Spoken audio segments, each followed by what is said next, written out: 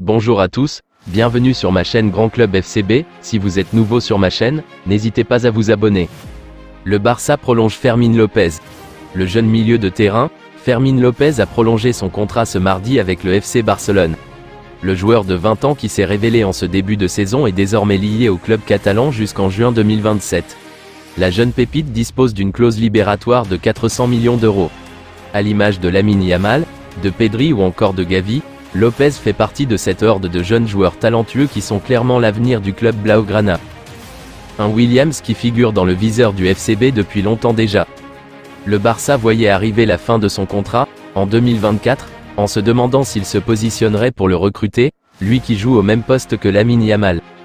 Mais les dirigeants blaugrana ne seront finalement pas confrontés à un casse-tête. Selon Mundo Deportivo, Williams serait sur le point de prolonger avec les Lions jusqu'en 2026.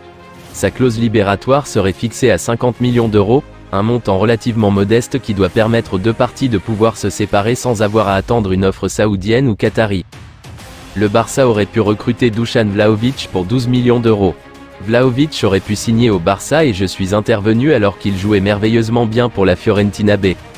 Il avait déjà fait ses débuts en équipe première et marqué quelques buts, explique le père de Bojan. Je connais son agent, qui est serbe et qui est un ami, et nous avons rencontré le Barça. Il valait 12 millions d'euros à l'époque. L'entraîneur était Koeman, mais après avoir rencontré la direction sportive, ils ont considéré qu'il ne valait pas autant, qu'il n'était pas au niveau du Barça pour l'avenir et ça a été refusé.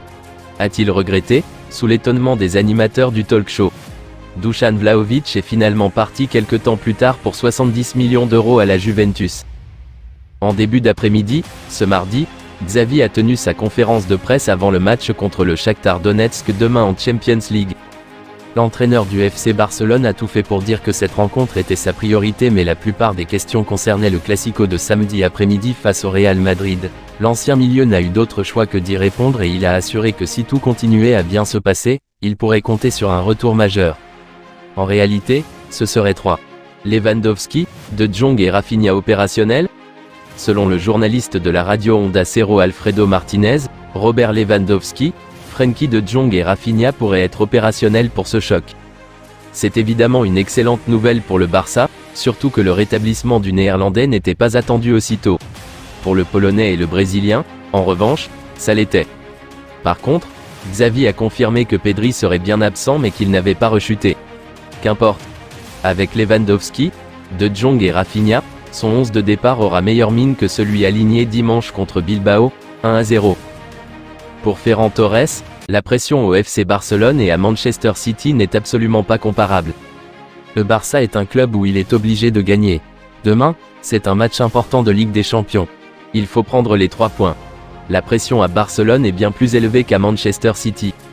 On nous oblige à gagner, c'est une bonne pression, a-t-il déclaré en conférence de presse et dans des propos rapportés par Actualité Barça.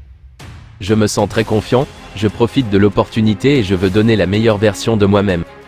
Quand je suis sur le terrain, je profite. Que ça soit comme titulaire ou sur le banc. Je joue où le coach me place, je donne toujours tout. Je me sens comme un vieil homme entouré de tant de jeunes joueurs.